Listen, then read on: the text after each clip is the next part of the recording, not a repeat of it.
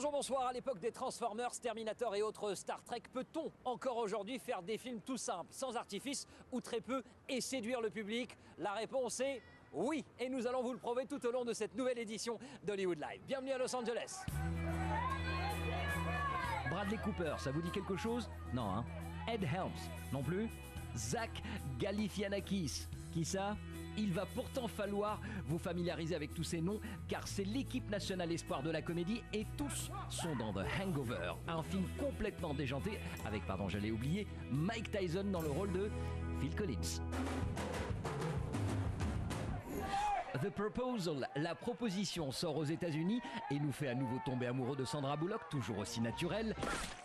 Oh, come on! Les filles, vous ne perdrez pas au change, c'est le beau Ryan Reynolds qui joue le fiancé malgré lui dans cette comédie romantique plus que sympathique. Margaret Tate's office.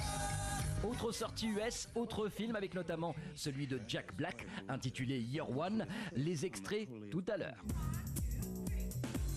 Femmes, on vous aime. Voilà un beau slogan pour l'association Women in Film qui récompense chaque année les meilleures performances féminines. Félicitations Jennifer Aniston, bravo Holly Hunter. Elles ont 40 ans et plus, elles sont au top de leur carrière et elles refusent de baisser les bras. Ma mère me disait quand j'étais jeune, à 40 ans tu ne travaillerais plus. Parce que ça n'existe plus, les femmes à 40 ans, les actrices à 40 ans, c'est fini. Alors qu'est-ce que tu vas être? Et pour moi, ça me donne un gros sourire.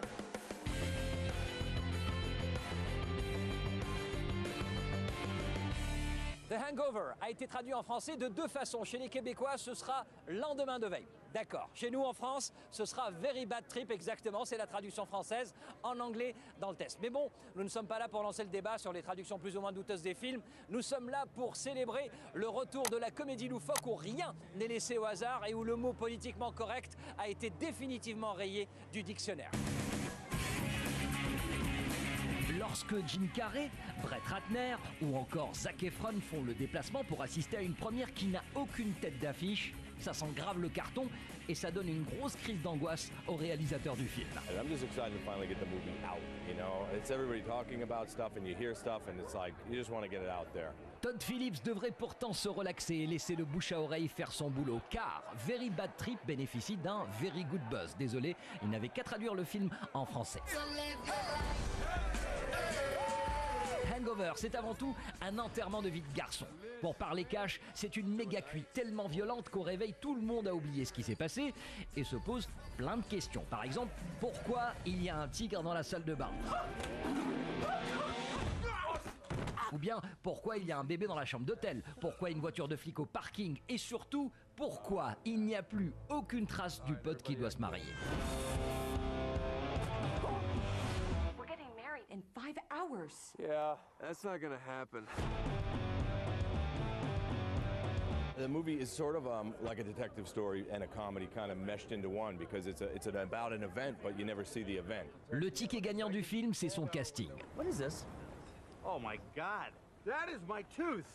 Why do you have that? 3 acteurs, 3 styles différents, 3 acteurs parfaitement choisis et totalement inconnus. Zach Galifianakis, un comédien du café-théâtre, joue un nounours légèrement barré.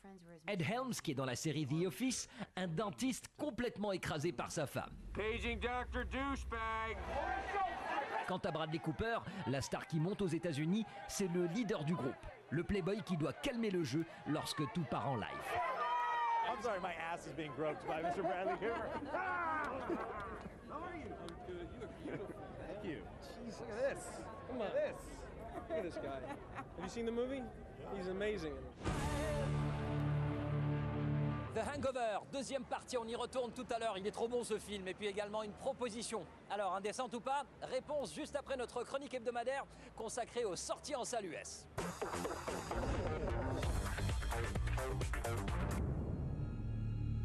On s'était bien marré lorsque la dépêche était tombée depuis Berlin. Food Inc. était présenté dans la toute nouvelle section cinéma et cuisine du festival allemand. Je vous garantis qu'on s'est moins marré à la sortie de la projection. À côté de ce documentaire, ceux de Michael Moore sont relégués en Ligue 2. Food Inc. ou le vrai cinéma d'horreur, celui des poulets shootés aux hormones, des hamburgers contaminés qui tuent, celui des multinationales qui dépensent un argent fou pour trouver le moyen de mieux dissimuler les toxines dans les aliments. Food Inc. montre du doigt, accuse et prouve qu'aux États-Unis, ce n'est pas manger bouger, mais bouffer empoisonné. Jack Black. Michael Cera. I don't have a sword. I only got the holder. Allez, pour ne pas trop sombrer dans la déprime, voici Year One qui sera rebaptisé Début difficile pour sa sortie française prévue en août prochain. Titre prémonitoire, Jack Black en tout cas fait équipe avec Michael Cera, la star de Supergrave. Ils sont chasseurs, enfin ils sont censés être chasseurs, mais trop fainéants pour bouger l'océan. Donc deux chasseurs, ils sont chassés de leur tribu. Le reste, eh bien le reste est une comédie sans plus. C'est vrai qu'après avoir vu The Hangover, il est vraiment difficile d'être objectif. Year One. I need to go be a slave now. We should do something. When do you get off? Never. Oh yeah, of course. I can feel it coming in the air tonight. Hey, of course, my guy. Oh Lord. But I've been waiting for this moment for all my life. One more time, guys.